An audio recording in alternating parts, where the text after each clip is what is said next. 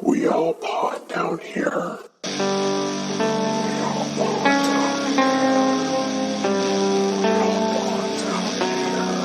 I'm so glad you're here. We have a lot to talk about. So much to say tonight. Welcome to We All Pod Down Here. I'm Brittany. And I'm Dan. And we are going to be talking about The Invitation, which came out in 2015. And yes, you're all invited. You don't want to be invited. So this is a harmless dinner party surrounded by old friends. They're all linked to a tragic accident. Now, are they here to heal, or is something more sinister at the center of this get-together? And, of course, our references, per usual, are going to be Wikipedia and IMDb, and that's that. Indeed. Nice and clean. Yeah, so Dan, if you want to take us into the cast and crew. Can do. So this was directed by Karen Kusama. It was written and produced by Phil Hay and Matt Manfredi, and also additional producers Martha Griffin and Nick Spicer. Our cast, we have Will, which is played by Logan Marshall Green, who you may know him from The OC, 24, Prometheus, and Spider-Man Homecoming, where he played Jackson Bryce. We have Eden, played by Tammy Blanchard. She was really well known for a made-for-TV movie called Life with Judy Garland, Me and My Shadows. She played a teenage Judy Garland, and I did see that once, so she actually did a really nice job.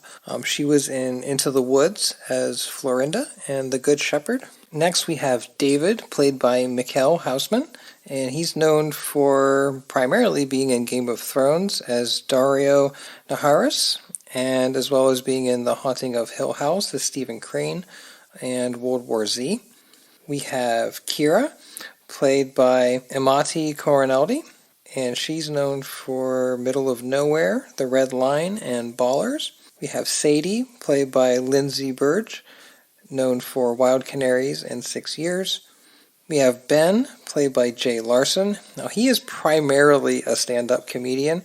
His only other real acting credit other than this movie was a minor role in Twin Peaks, but he's been a stand-up comedian for quite some time. We have Gina, played by Michelle Krusiek, and she was in Star Trek Voyager as 18-year-old Molly O'Brien, daughter of Miles O'Brien, and also in Community, and did voices for several American Dad episodes. We have Miguel, played by Jordi Villasuso. He's mainly known for a lot of soap operas, and he's ticked the boxes off on a lot of the big ones like Guiding Light, All My Children, Days of Our Lives, Young and the Restless. That's where the large body of his acting work is mostly at. We have Tommy, played by Mike Doyle, who's known for Law & Order SVU and Jersey Boys. We have Pruitt, played by John Carroll Lynch. He's in a lot of stuff. He's probably the most familiar face for me in this movie. He was on The Drew Carey Show, American Horror Story, multiple seasons of that, Shutter Island, Zodiac, and a whole bunch of other things. We have Choi, played by Carl Yoon, and he is in Arrow and Real Steel, Arrow the TV series. We have Dr. Joseph, played by Toby Huss, and he played a couple characters on King of the Hill, which is really cool. He played Khan and Cotton, two of my personal favorites from that show. He also was the Wiz on Seinfeld, because he's the Wiz and nobody beats him. He also was in the movie Down Periscope, a very, very underrated comedy, and The Adventures of Pete and Pete. He played Artie. And we have Claire, played by Maria Delfino, and she was in Dead and Breakfast and Jeepers Creepers 2 and 3. I think I've only seen Jeepers Creepers 2. I don't know if I've ever actually watched 3. I think I've only seen the first one. Now, I will say that I really fully believed when I first saw this that John Carroll Lynch was actually David Koechner, Todd Packer from The Office. I realize now looking at them side by side, they're not obviously the same person, but I don't know, they look the same to me. Well, same horseshoe pattern. But I know they're not Jason Alexander. No, but they have the same baldness. It's the same horseshoe pattern. True. And as it advances, it's over.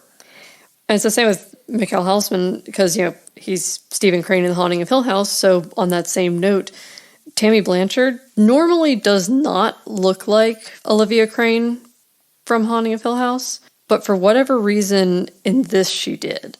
And I just kept looking at them. I'm like, is that Carla Gugino? I mean, don't they look a little bit alike? A little bit. Like in the pictures you showed me. When you do it side-by-side? Yeah, the side-by-sides by what they look like in this movie and Hill House, I could see some resemblances in and I think it was their demeanor, too. Like, they just had that real kind of creepy, calm demeanor. Kind of the, like, psychotic, you're a little too calm to be a human being kind of thing. Yeah, that uncanny valley-ness. Even though I know that's more about looks, but still. I am just happy that we've got Cotton Hill involved. I mean, I'll come help on. you with your dishes. I mean... He has so many good lines. Oh my God, he does. Him and Khan. And, we have the Wiz. Nobody beats him. So really, this is a force to be reckoned with. Yeah, because he's Dr. Joseph, and we'll get into stuff about Dr. Joseph, but I figure let's start with our spoiler-free review. Do you want to kick it off, or do you want me to kick it off? Go for it. It's all you. So, I felt watching this that I really enjoyed this the first time I saw it. I know this was your first time watching it, but I had seen it before. Now, the only thing is I feel like I'm having like a Bernstein Bears moment where Bernstein versus Bernstein. Let's not go there. No, but I fully remember this ending differently, so I need to figure out what movie I was actually watching. But I'll get into that in our spoiler review because I don't want to give anything away. But overall, I think this movie is great. I think it's fun. It's unsettling as fuck, and you can't even really figure out at first why it's unsettling. You feel like almost like you're trapped, like they're trapped in this house, even though they're not. In some ways they are. It's kind of a weird situation. And I guess overall, I feel like it was just, it makes you feel claustrophobic. It makes you feel like you're trapped. And it makes it feel, just the whole movie is just very uncomfortable. And I thought they did that perfectly. I thought, with the way they blended the sounds of it perfectly. Like anytime something was happening, it wasn't the stereotypical, like horror movie sounds where, you just know something's coming. It just slowly built the tension with the way they were doing the sound. So overall, I thought it was fantastic. I loved it. I highly recommend it to folks.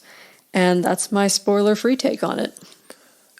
You know me with psychological horror, and that it's definitely my wheelhouse. I love something that fucks with your head as opposed to just a splattery gore fest, which you can only do so many ways, and almost all of them are really stupid. Yeah. I like something that you carry something with you after you watch it. Yeah. This movie has still stuck with me after watching it. Yeah. It's, like you said, it's unsettling, but it's a slow burn. Yeah. There's little hints, and a lot of it is, I think, questioning what's really happening and what's not. Is a lot about, I think, anxiety and social anxiety on how you should react in certain situations and how some people will react to thinking something's off. Some people will be in denial. Some people will get to the point where they actually question something. Some people say, fuck it, I'm out. This is weird. I know something's wrong. Even when something's obviously wrong, some people in the point of this being polite will do absolutely nothing. And I think this movie's a really good psychological experiment in a lot of ways of how different people react to this kind of crazy sort of situation where you think something's wrong, but you haven't been able to physically manifest proof of it. Like nothing beyond a shadow of a doubt that these people have nefarious intentions. It's a thriller. The horror is mental to the point where you're like just gripping your seat. How would I deal with this? Right. And we had a lot of conversations throughout the movie. Like at points we're like, nope, I would be the fuck out of there. But would you? Yeah, that's the tough part. It reminds me of Kitty Genovese with Bystander Effect, where most people, if you told them, hey, if you saw someone potentially getting murdered, wouldn't you call the police? Absolutely, you would. But in that situation, so many other people were shouting at this guy to leave her alone. Everyone believed someone else called the police to the point that basically no one called the police and she died because of it. So it's very much in that kind of situation where you're like, obviously I would do this, but until you're in that situation, especially this is like old friends. These are people you knew and trusted for years. This isn't like people you met on the street. These are people that have been friends since like college, it seemed like. They've all kind of grown up together in many ways. And now two of them are acting a bit off. And they've brought a couple people in that they don't know. So it just keeps adding to the horror of like, what is actually going on here? Are these people still our friends? Have they ill intentions, you know? And I think that's the creepiest part of it is like, it doesn't seem that far-fetched. It's like uncanny valley of the mind. Yeah, for sure. Because you look at the situation, you know, with the uncanny valley, you're looking at a physical thing that just something looks off. This is like a mental thing that's something's off. Yeah. And you can't pinpoint what it is, what the intentions are, what they're trying to do. Who are these X Factor weird new people that you don't know? There's so much tension being built. And you're watching this and trying to look for every little freaking detail to find something that's going to give you a clue. It's brilliantly paced. It's well written. It's beautifully shot. Like some of it. Yeah. The way they shot it, just like the imagery of it. Like, it's not even anything that's like that groundbreaking. It's not like, oh, this was like the best high definition camera that ever was or something like that. It's not that. It's just like the angles they choose and every little piece of it comes together perfectly. This is some of the best cinematography I've seen in a horror film in a long time. And keep in mind, this was a total independent project. No big studios. They did what they wanted. And I think that's part of why it was so good. A lot of times independent film. Yeah, a lot of times when studios get involved, they keep messing with it to the point that it becomes terrible. And that's what I think some of the biggest problems are. It's like, it's fine to have the studio, but the studio needs to let the creators actually do what they want to do. And that's part of what Netflix does a lot, is they let people do what they want to do. And that's why we've had a lot of great things coming out. For sure. And, you know, you look at the casting was an interesting thing, too, because the whole cast, this is a great ensemble. They have a lot of chemistry. They work great together. Originally, in May of 2012, it was announced that Luke Wilson, Zachary Quinto, Topher Grace, and Johnny Galecki were going to star in this movie. And then there was not a lot heard, and then July 2014, this cast was announced. And I think there was a benefit to having a lot of people that you didn't know as much in this kind of movie. Not to say that these other wonderful established actors wouldn't have done a great job, but I think the cast they got couldn't have been topped. But it would be interesting to have Leonard and Spock involved in this. I mean, I think Spock would figure this shit out pretty quick. That's my thing, is I also feel like then it becomes a joke to us because we'll start only thinking of these people from their like big roles. Yeah, which is our own damn fault. It is, but I'm just saying that, you know, it's kind of one of those, especially when it's a long-standing role, it's just like you see that person and they're just attached to that role in many ways, which can sometimes suck for them. But Ed O'Neill is a great example. His iconic character of Al Bundy is one of the greatest sitcom characters of all time, one of my favorite of all time. But he was typecast as Al Bundy. He wanted to do a variety of stuff and couldn't because everyone saw him as the bumbling douchebag shoe salesman. And he had a lot of trouble getting work after that, to which he said multiple times really was a detriment, and sometimes he had a lot of regrets. Until he landed Modern Family and got to do something a little different. And then he got to be an octopus. Yeah, he got to be an octopus, and everything is right with the world. And you had octopus for dinner. I did. It was delicious. But yeah, I think from here, it might be a good point to transition to our spoiler interview or spoiler review, unless there's anything else you want to add. Well, I agree. I'd say if you haven't checked this out or if you're on the fence, don't be. Watch it. Yeah. Unless you're not a big fan of the psychological stuff or something that'll really make you think, you want something more on the surface, this might not be for you. But even then, still give it a shot because this is a brilliant movie. All right, so with that, again, here's the point where the spoilers are coming in. So stop now if you don't want this spoiled for you. Spoiler alert. Spoiler alert. All right, so I just want to say up front, because we know this obviously had influences from Heaven's Gate and the Manson cult. Oh, for sure. Like and pretty a much lot I think of cults in general. yeah, the Heaven's Gate thing, like the whole thing Especially. about peace and serenity and And let's all poison ourselves and die. And even mass suicide. Even if you look at the cover of the the poster, they have the wine glass being held up, and it's just like that's going to be ultimately the downfall. Yeah, that's a big spoiler if you don't know what's happening. Yeah, well, it gives that away, but at the same time, ballsy to use that as a cover. But at the same time, it's like this whole movie is essentially you wondering: is this actually a cult? Are these people just becoming like hippie-like, and it's like whatever? A lot of cults, they've brainwashed people into believing their crap. They're drinking the Kool-Aid, so to speak.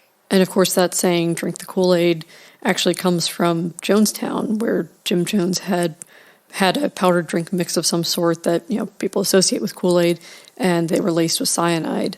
And Heaven's Gate was poisoned with phenobarbital, which is interesting because, as we see later, Eden actually has phenobarbital that Will finds in her drawer.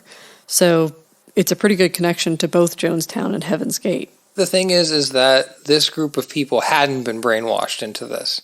These people are trying to bring them along for the ride. They're convinced, and their creepy two friends are convinced, and they're trying to convince them. But these people haven't bought into this. We know none of them want this. Like, none of them want what these people are actually after. What they're doing is trying to manipulate them into thinking everything's cool and then murder them because we're going to give them peace and serenity. It's like when We're going to ascend. Got to catch the comet. Yeah, exactly. It's like when Mr. Burns was getting all those like treatments and made them all nice and like look like an alien. Like, I bring love. Like, no, don't hurt him. It's Mr. Burns. Oh, it's just Mr. Burns. Kill it. I thought it was interesting, though, that jumping back to the influences, that Let the Right One In was one of the influences. Yeah, the slow build. Slow build to the reveal and how it took its time and was really cerebral. Well, and this will be a spoiler for Let the Right One In, so I think that's not too much of a spoiler. What a movie. I know, we should definitely review it at some point, and I don't think it's too much of a spoiler, but again, if you don't want that spoiled, probably skip ahead like 30 seconds.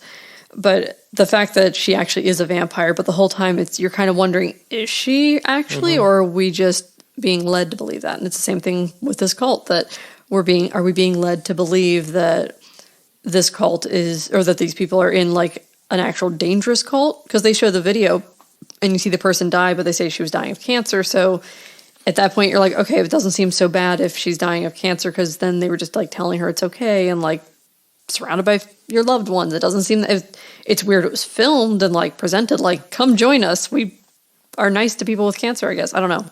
But I guess it's like you said, with the people who are all react differently to seeing footage like that. They're saying like, it's this beautiful thing. And like, basically we aren't gonna be afraid of death and blah, blah, blah. And it leads you to believe, like, again, that's where we start to really feel like something is wrong here. Who are you trying to convince? Them. They're trying to convince them. So I think in some ways they're also trying to convince themselves. In some ways, yeah, because they're trying to validate.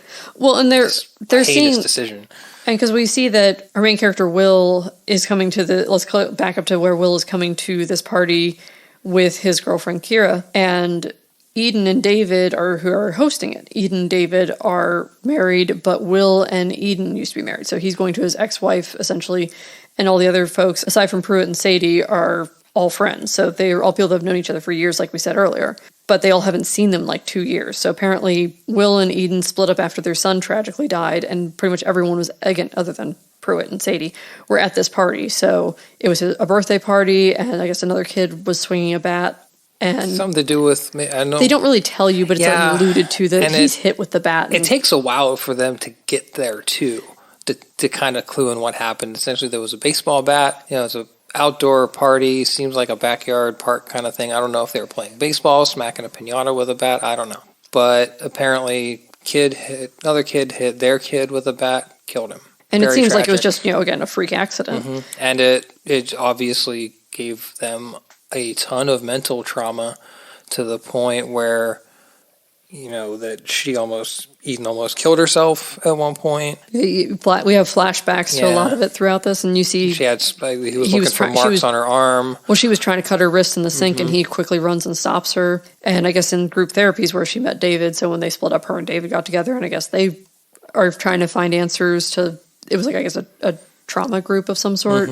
Like a group of people who have lost someone. Yeah. And I guess that's when David and Eden, once everyone's split up, they go down to Mexico, and that's where they meet up with this cult. Which, it's sad because a lot of cults are like that. They prey on people like that. And they brainwash them.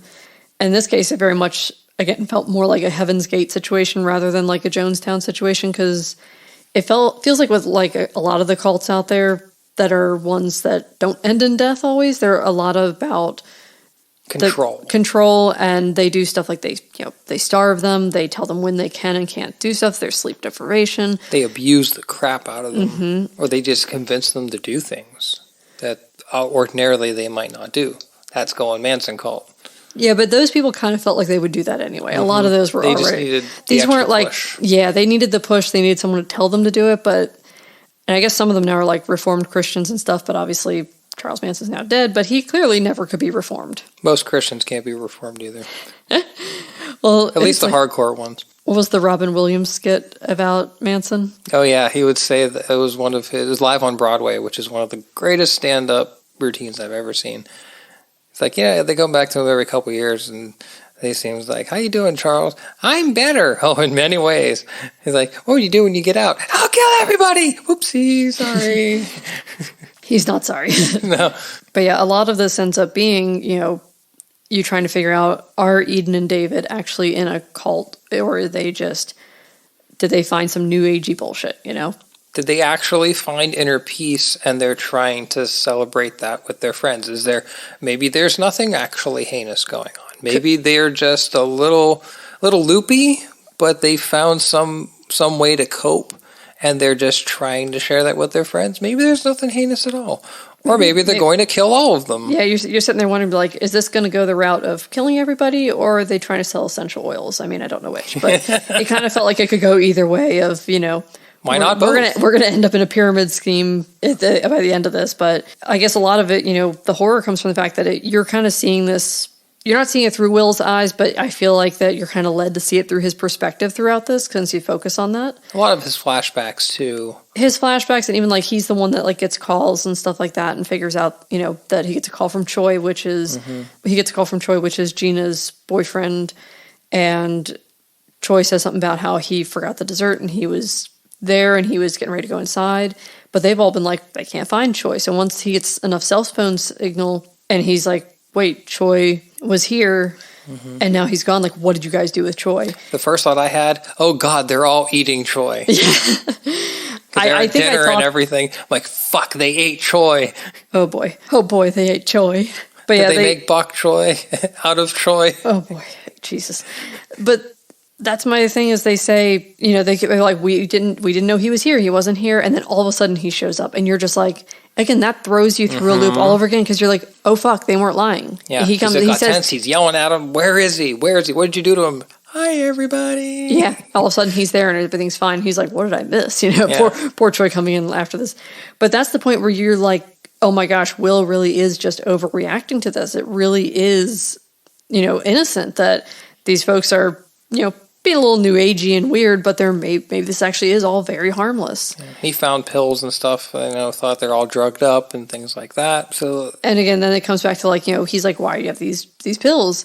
Because Miguel is a doctor and confirms it's phenobarbital. It wasn't anything too egregious. No, it wasn't like this is like, heroin or something. Like a general psychological drug. Yeah, and so it seemed more like, again, when he brings that up to her, she's like, it's more just kind of a take the edge off thing. And which is harmless. And yeah, and when you're thinking like, this is also LA, so I mean, they also bring up that they have like cocaine in the house and stuff like that because again, it's LA, rich people parties. There's always cocaine apparently. Sure, why not? Yeah, but especially when they bring in like, he points out, he's like, I don't know who Pruitt and Sadie are. Like, we don't know these people. This was supposed to be like a get together of old friends. Like, who are these people? They're like, oh, they're our friends that we met, at Camp Jonestown. So Camp Jonestown. Jim Jones and Friends. Are they putting on like an old vaudeville show? Yeah. very, very upsetting show. Mm-hmm. But Like we've talked about the ends. Sorry. Oh, no, I was going to say, but so we even have, like, again, where you don't know what's really happening. Claire, which is one of their friends, she gets freaked out to the point that she leaves. And they're trying to convince her to stay. They're trying to convince her to stay. And it turns out Pruitt's parked behind her. All of a sudden, he's like, wait, is the Prius yours? And she's like, yeah. And he's like, oh, I've parked behind you. I'll move it. And Will's sitting there just, like, watching. Like, he's trying to make sure everything's okay. Mm-hmm. He's trying to be a protector. And, you know, David's getting mad at him, saying, like, you know, how basically you're like, these are our friends, and you're acting like we're, like, criminals are going to hurt somebody.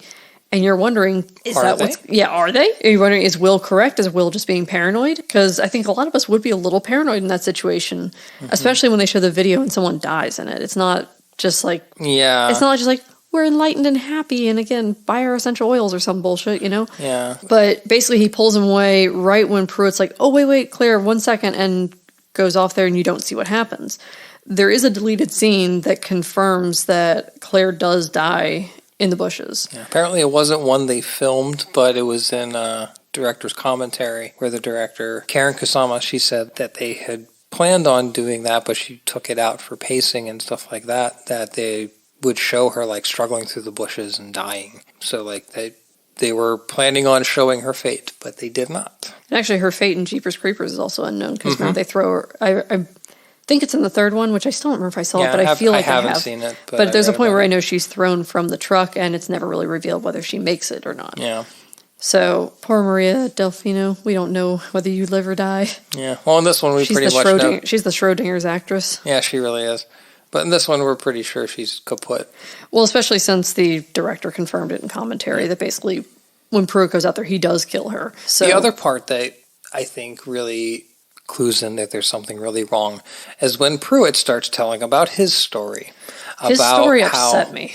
How, you know, he had the most wonderful wife and their life was so great, but sometimes he had a little bit of uncontrollable rage and he, you know, snapped and just fucking killed her. And he does say he served his time, you know, like what, went to jail, 20, 30 years, something like that. Yeah, went to prison for a long time, came out, you know, he had all his grief and stuff, and now he found peace. He found peace, and, you know, he thinks he's okay, and it's all good here. Well, and there was a good quote that he had. He goes, "Forgiveness doesn't have to wait. I'm free to forgive myself, and so are you. It's a beautiful thing. It really is."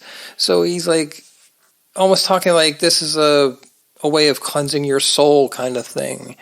And that, no, he did this horrible thing, but he's forgiven himself. He's moved on. And I'm like, how the fuck could you move on from that? And it wasn't like premeditated. It was they got a fight. He pushed her. She hit her head. Which later that happens with Will. Remember, Will pushes Sadie and she hits her head. And I'm thinking, oh boy, we're going to have Bruce going to be like, this is deja vu, you know? If I meet anyone like Sadie, I immediately know there's something fucked up, I think. Because she is batshit from the start. Yeah, she's very squirrely and off. Like they did that game and she just made out with the one girl.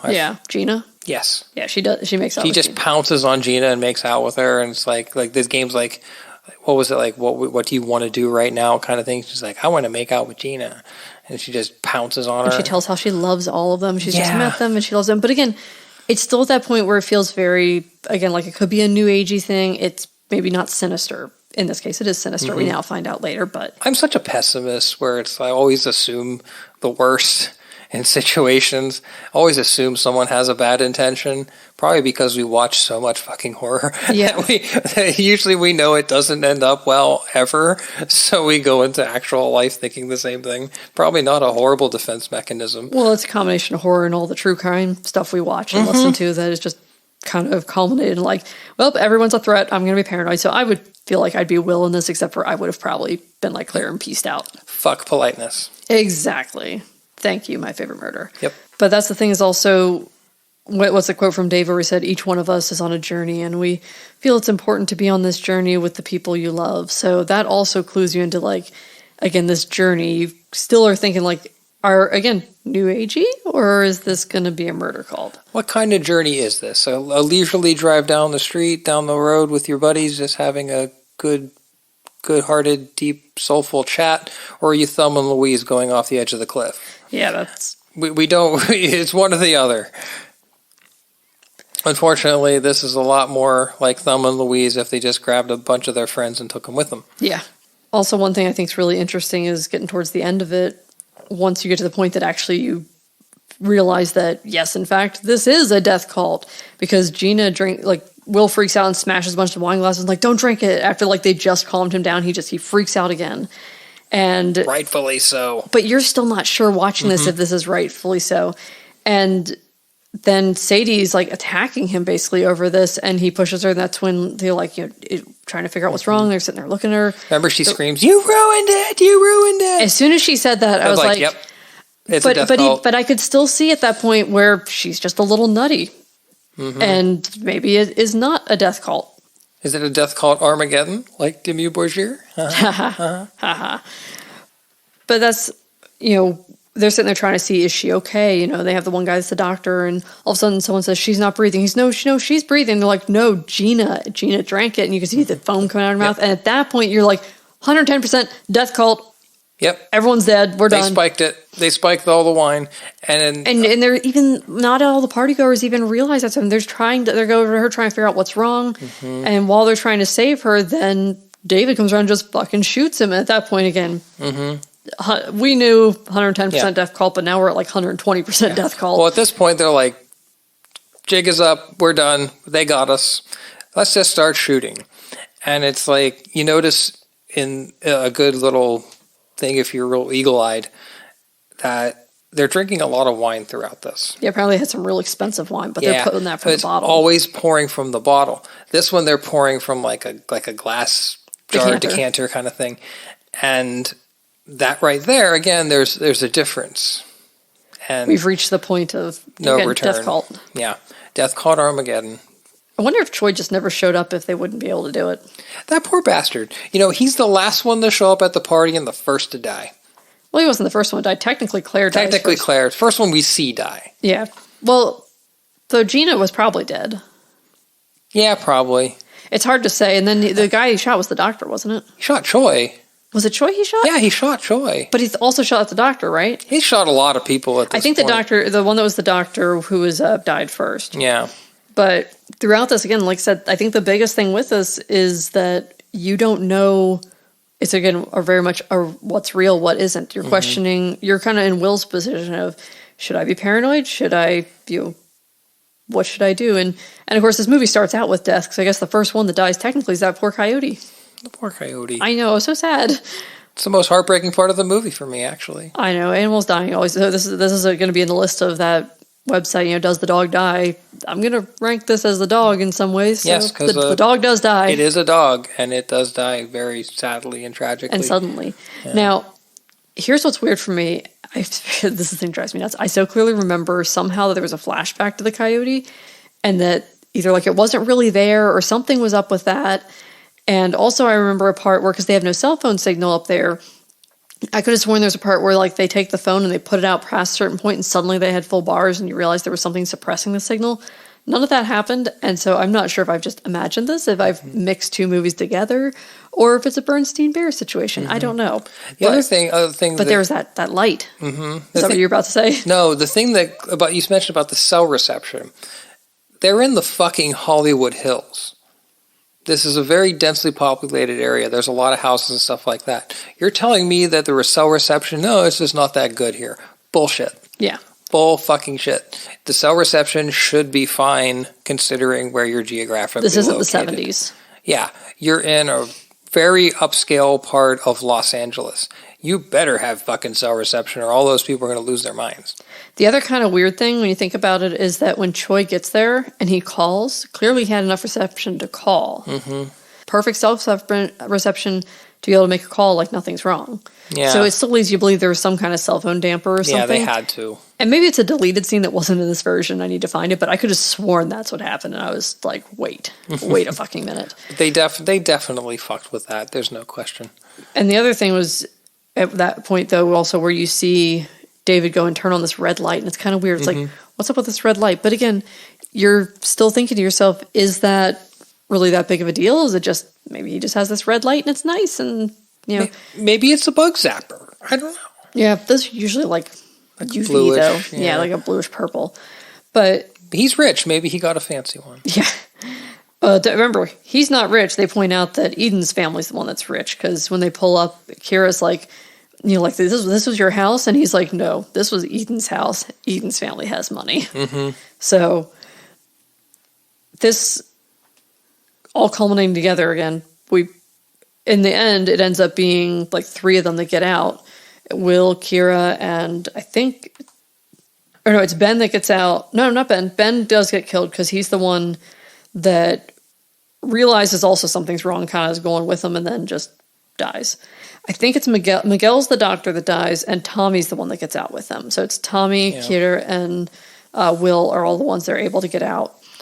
But they're standing there like, David's dead. They had to basically kill David. Eden basically shoots herself in the stomach, which I was like, ow. Yeah. If you're going to kill yourself, don't shoot yourself in the stomach. Go for the head, dude. Because then she's like, take me outside. And of course he does, like, because you feel bad for her in some ways, because even then you have some pity for her, because the fact that, it feels like it's a cult. She was preyed upon. She didn't know that this was going to, that it was going to go obviously so badly.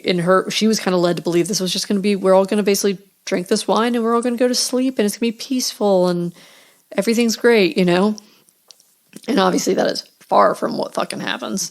But so I guess the thing that's creepy though is they all go outside, they take Eden, she's basically dead, lays her down.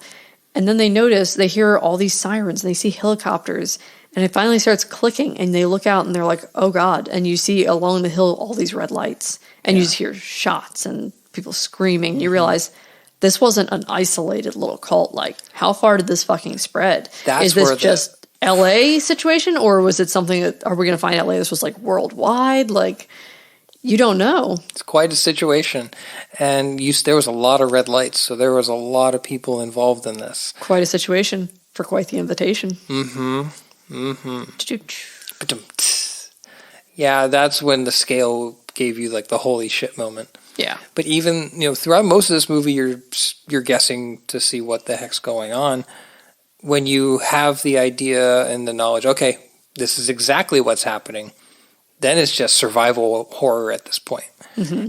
And it gets really intense really fast because you got Pruitt hunting them down, and he's a big dude, and he's trying to, convince them still that this is for your own good and all this bullshit. Mm-hmm. But they got to take him down, and David's after them.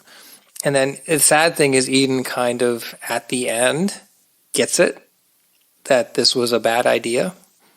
No shit. Mm-hmm. But again, she has some regret, you can tell.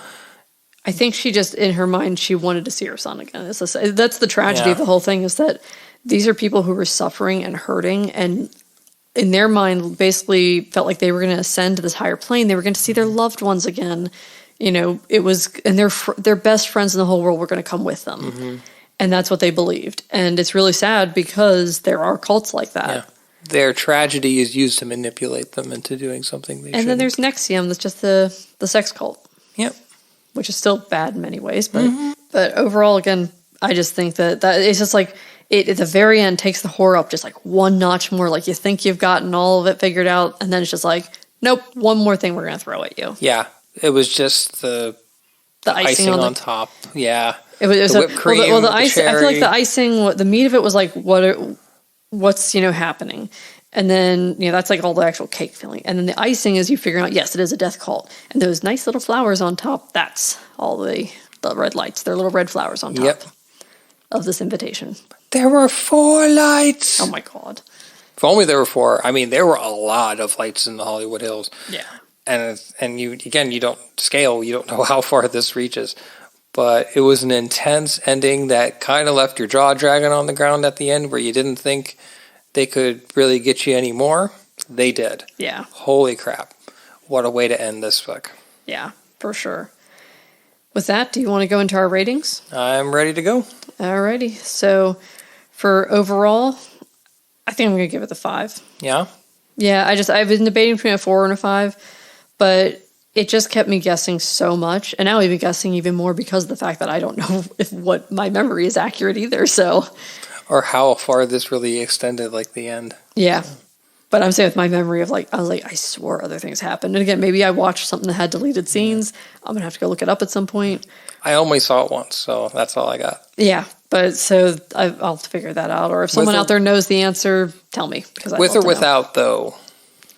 But again, that adds to the horror of it is like, what's real, what's not. Mm-hmm. Yeah, it makes you guess. So, yeah, I think overall, I've again, if it was doing like on a scale of 10, it probably wouldn't be a perfect 10. But since we're just doing it out of 5, I'm going to give it the 5. Boy, this is tough.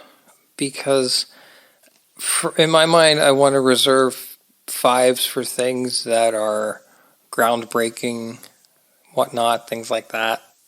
However, I haven't seen a movie that involves a cult like this done in such a perfectly artistic yet like soul-shattering kind of way. I'm going for a 5 too. Yeah. I think this is a 100% perfect movie? No, but it's damn close. Yeah. And I haven't seen a movie that approached this kind of scenario with this kind of psychological dread in such a well done and artistically almost perfect way.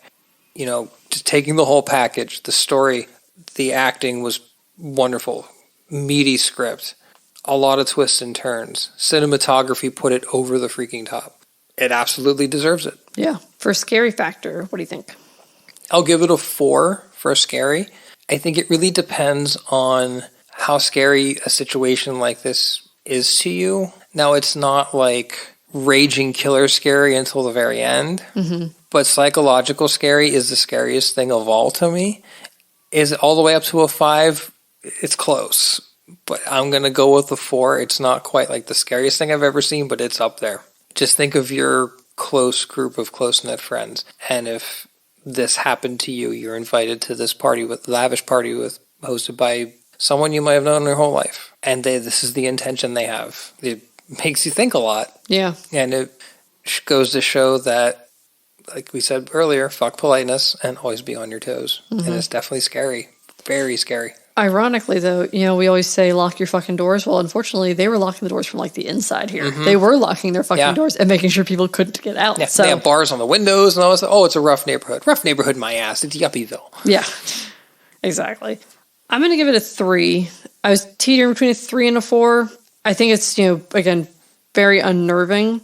But for me, a 4 just has like a little more to it, I guess. So for me, it's a 3. But still, that doesn't take away from it. And for someone else, that might be a 5. This might be the scariest fucking movie you've ever seen because maybe you have friends that recently lost someone. I mean, especially with COVID and everything, and thinking that people are just grasping for answers. Is it really that unrealistic thing? A cult out there could do something crazy like this? And then you go to your friends like everything's fine, and suddenly it's not.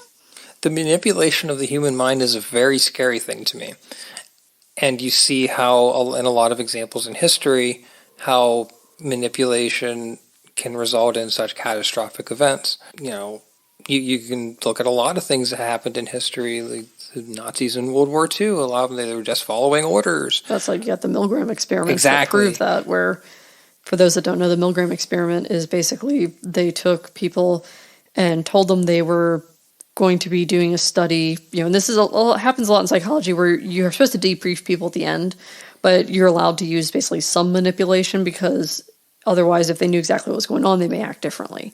So they told these people, we're going to be doing a study to see if basically pain makes someone more intelligent in some ways. So basically, we're going to ask someone a question. If they get it wrong, you shock them. And we're going to see if how that affects them. Are they going to start getting answers right because of, you know, this punishment, essentially? And what ended up happening was these people were shocking people to the point that they were thinking they killed them. And so it really traumatized some people. And like looking back, like basically what they would do is they told the instructor or the person that was like, you know, telling them what to do would tell them, you know, you have to, you know, like if they say, I don't want to shock them, or like, you have to proceed. You have no choice but to proceed. Like basically the experiment requires you to proceed, like basically acting as if they had no choice. And most of them went ahead with it. And there was like severe trauma after this. Is where a lot of psychological ethics kind of came into play, that they can't do bullshit like that anymore. That and the, the prison experiment. What was it? The Stanford prison experiment? I think so, yeah. I'm pretty sure it's Stanford. But it's pretty scary when you get to things like that. and how a person can be manipulated into doing something they really don't want to do. And it really only takes one mistake like that, and you can't fix it. You did. Yeah. And it's really scary how fragile the human psyche can be, especially someone who's experienced such trauma, and how there are horrible people who would try to take advantage of that. And to me, that's just frightening as hell. Yeah, the exploration or exploitation. Mm-hmm. The exploration and exploitation. Yeah, the exploitation of that, though. So, what do you think of music and sound?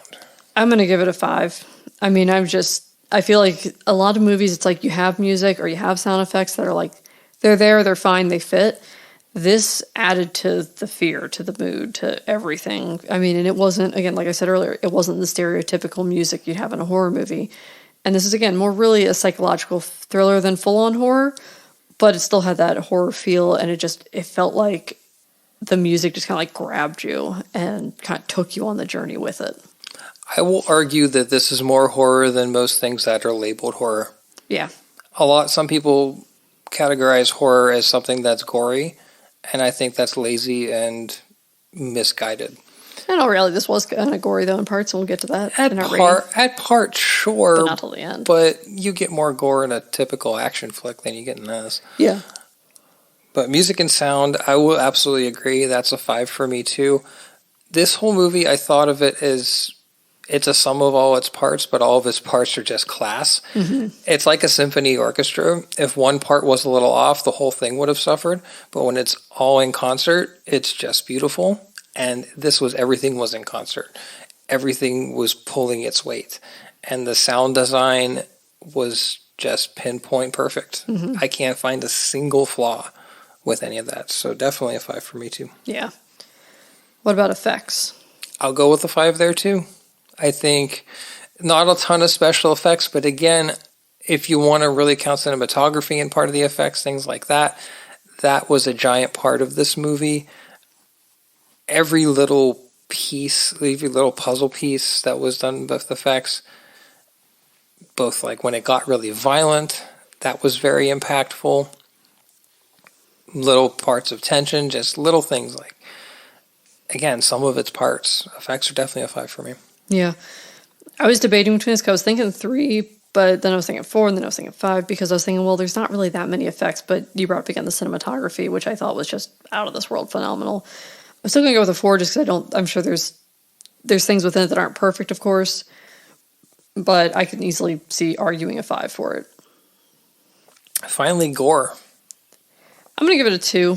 It wasn't completely devoid of it, but it was, again, shot in the stomach. I mean, there was blood, there was, the foaming at the mouth, there was stuff like that was a little unnerving, the flashback to cutting the wrist. I mean, that all was very unnerving, so I'm going to give a 2 for that.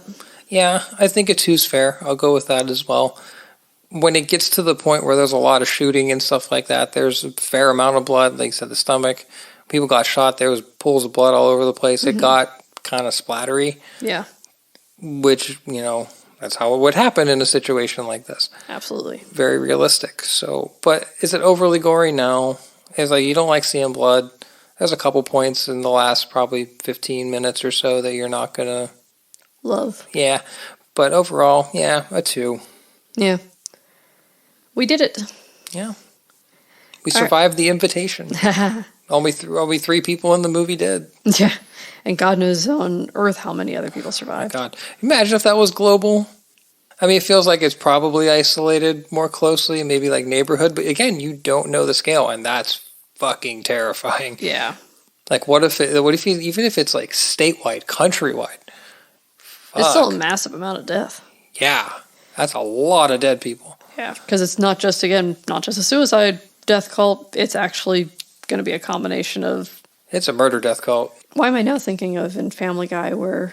I think it's the very first episode where they have the cult that Meg almost joins. Yeah. But it's the guy that plays Peterson...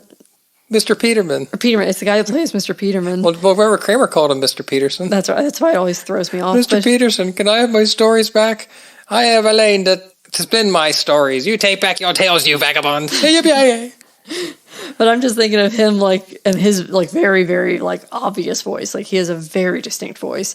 And him just being, like, this cult leader. Mm-hmm. That was funny. And he comes back and they're all, like, dead. And he's like, oh, they went without me. Yeah, he was all upset. But yeah, that, and the only other thing I could kind of make a joke out of with this was, along with that, was the coyote at the beginning. I was just like, the Roadrunner won. The Roadrunner almost always wins. And I was rooting for Wiley. I always rooted for that. I always rooted for Sylvester. Like, I mean, I always rooted for, which one was Tom and Jerry? Oh my God. Well, Tom was the cat, Tomcat. Oh, derp. Yeah, Jerry was the mouse. All right. My brain like turned off and I was like. Yeah, I always kind of felt bad for Tom sometimes because he got like just brutalized by this mouse. Mm-hmm. And I guess it's supposed to be like, again, they turned that idea on its head, but a part of me always was like, kitty, I love kitties.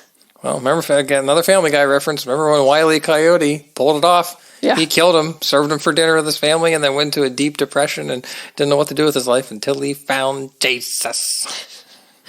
It's his own version of a cult. Yeah, pretty much. All the right. Acme cult. Yeah. It's like, oh, can I get store credit? Why are you returning? I'm taking care of it. Yeah. Oh, I can get store credit. Like he's like well, well, with that, I think that's pretty much the end of all we can say about this. Again, amazing movie. If you haven't checked it out and somehow listened all the way through this and we spoiled it for you, you'll still, I think, have a lot of fun watching it. Yeah. I think the mystery, though, of the movie is part of what makes it what it is. I mean, I think I'll enjoy it just as much on a rewatch because I'll be looking for clues and whatnot. Yeah, and things you missed.